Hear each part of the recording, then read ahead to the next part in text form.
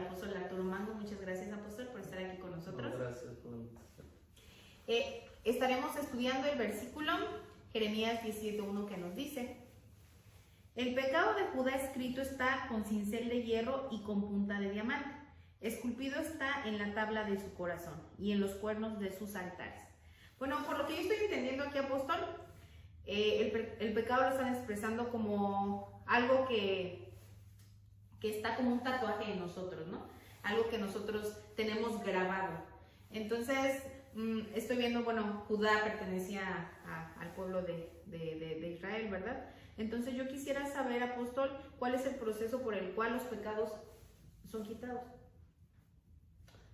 Bueno, bíblicamente hay algo que no debemos de pasar por alto.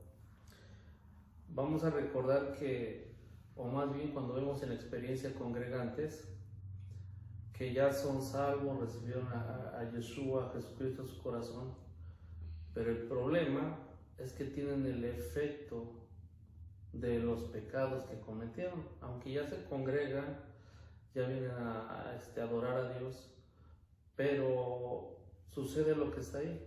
Hay muchos pecados que no se los han quitado, están ahí grabados, y como están grabados ahí, esos pecados tienen un derecho legal en ellos todavía. Entonces, ¿qué significa esto? Que esos pecados, mientras no sean cortados, llámese inmoralidad, robo o cualquiera de los mandamientos que hayan violado, entonces mientras estén grabados en un individuo o en un congregante, esos pecados van a tener derecho legal. Entonces, el proceso es simple. Habla la Biblia, si le gusta dar lectura, a Romanos 10:10.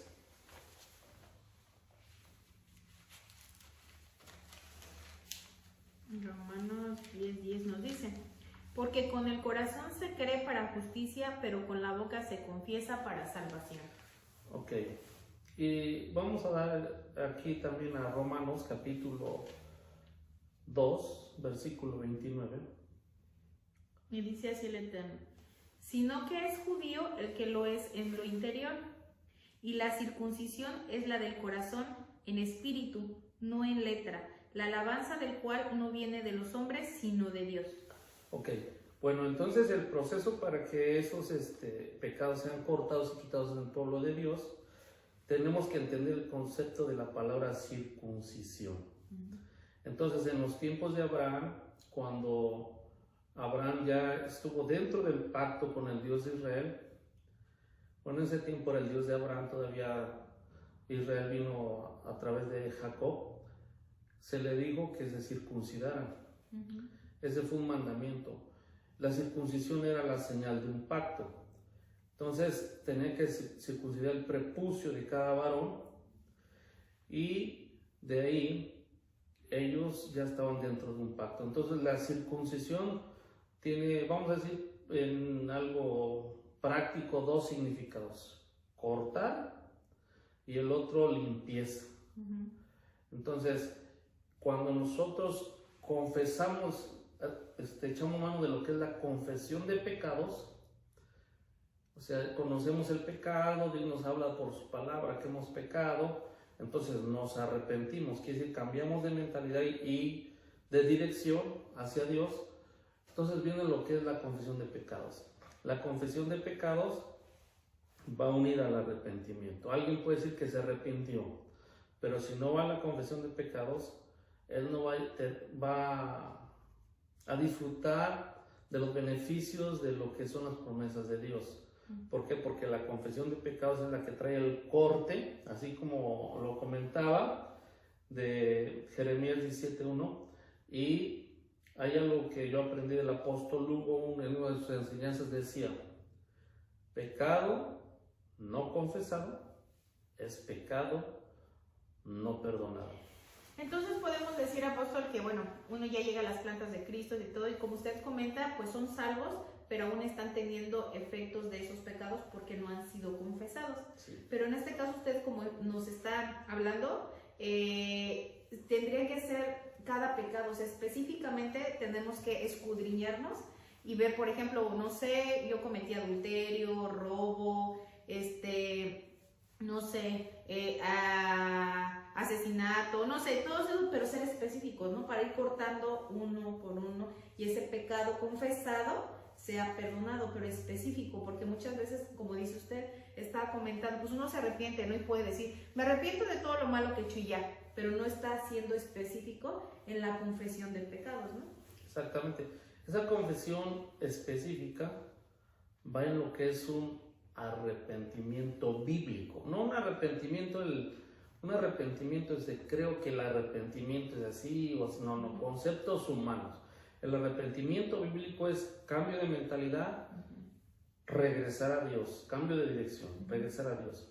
Y el otro punto, ser específicos. Entonces, y después de ser específicos en qué estamos pecando, un punto del arrepentimiento es si pequé contra este mandamiento, Señor,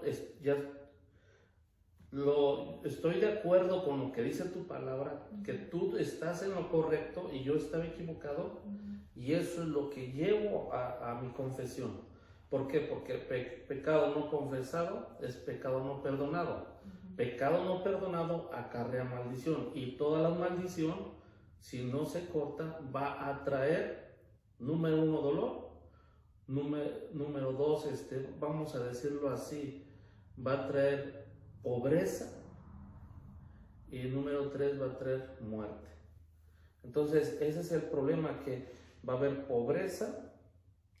¿Por qué? Porque cuando hay maldición hay dolor, hay pérdidas, y finalmente uno alejado de Dios, y muchas enfermedades y hasta la muerte. Sí, así es. No, pues sí, es muy importante, porque bien dice la palabra de Dios que la paga del pecado es muerte. Entonces tenemos que tomar en consideración, ¿verdad?, todas esas transgresiones que nosotros hemos cometido a la ley del Eterno, y confesarlas para que así puedan ser perdonadas.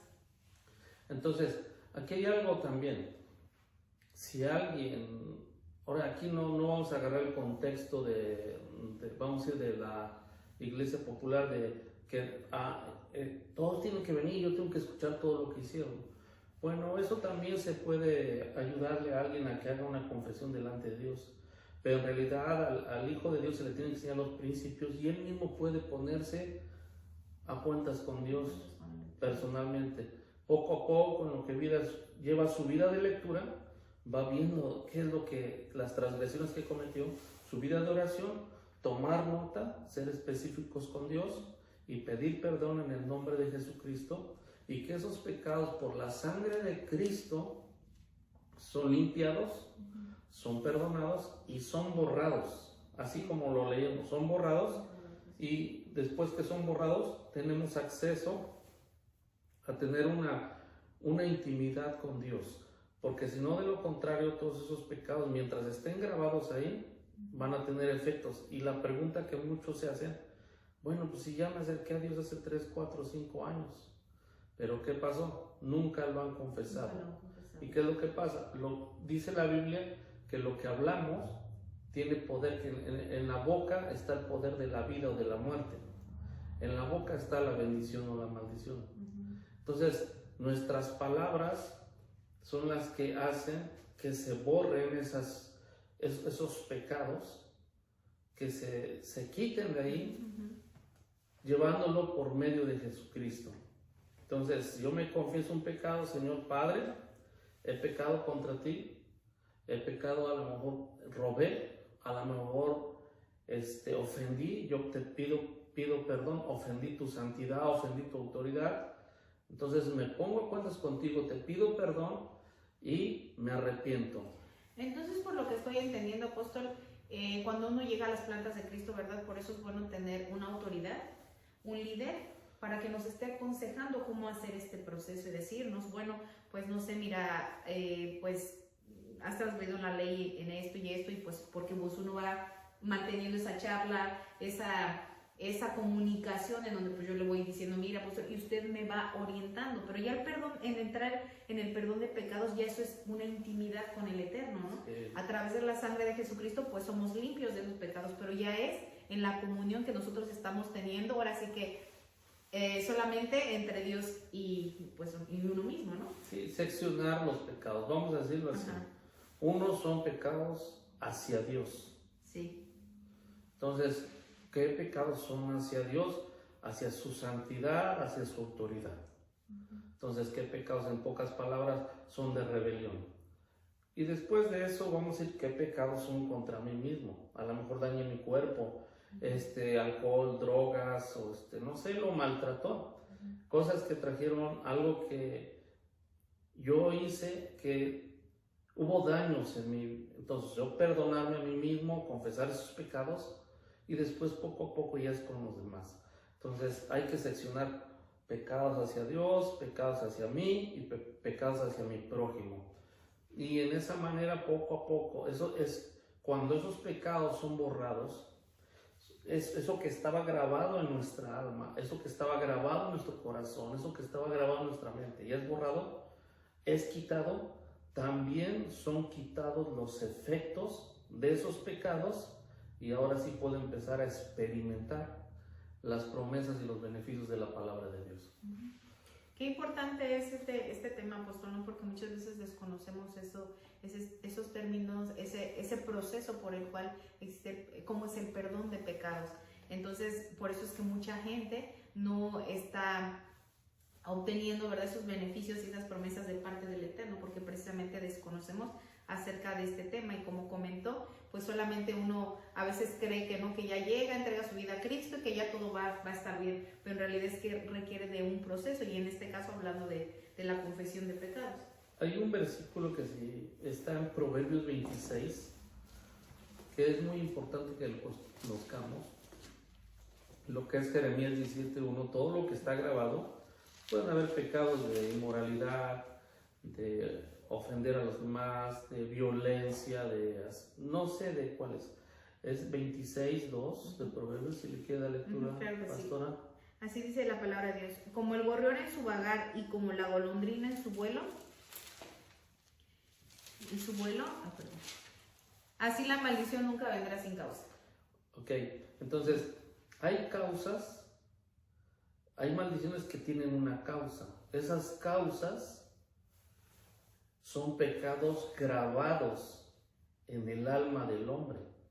Entonces, cuando empezamos a identificarlos por la lectura de la palabra de Dios, entonces hay que confesarlos para que sean perdonados, porque pecado no confesado, pecado no perdonado, acarrea maldición, y la maldición atrae mal a la persona. Entonces, también, bueno, por lo que lo estamos leyendo aquí en Proverbios, nos está diciendo que ninguna maldición llega sin causa, ¿verdad? Sí. Entonces, al usted decir, bueno, pecado no confesado es pecado no perdonado y esto acarrea maldición, si uno no confiesa sus pecados va a llegar a maldición, y esto puede convertirse en una inequidad y eso pasarse también a nuestros hijos y a nuestros nietos y viceversa, ¿no? Por eso es la importancia de romper y quitar esos pecados. Exactamente, porque eso grabado se hereda. En los principios de la palabra de Dios hay una que se le llama la ley de la herencia. Esa ley de la herencia es un cordón espiritual que va pasando de generación en generación. Así como en lo físico, genéticamente muchos traen maldiciones, por ejemplo, de enfermedades como diabetes, cáncer, todo eso. Entonces, si eso no se corta, si eso no se descodifica, ¿cómo se va a descodificar lo que hay en nuestro subconsciente o en nuestra genética? A través de palabras. De hecho, las palabras pueden ser de maldición. Voy a poner un ejemplo. La mente a veces tiene un paradigma de maldición, una estructura mental, y si yo no la rompí, estoy con eso, estoy pensando, no me la puedo quitar. Entonces, las mismas palabras estructuraron esa mentalidad. Fue una estructura maligna, vamos a decirlo así, pero con las mismas palabras puedo volver a poner otro lenguaje nuevo en mi manera de pensar. Con las mismas palabras también, y sobre todo palabras que vayan respaldadas con la palabra de Dios, poner beneficios en mi vida espiritual. Entonces eso es muy importante que lo sepa el pueblo de Dios. Muchas gracias, apóstol. Bendiciones a todos. Le agradezco por esta sabiduría que viene de lo Gracias, alto. Gracias. pastora, que Dios la bendiga. Igualmente, muchas gracias. Bendiciones. Shalom a todos. Bye. Shalom.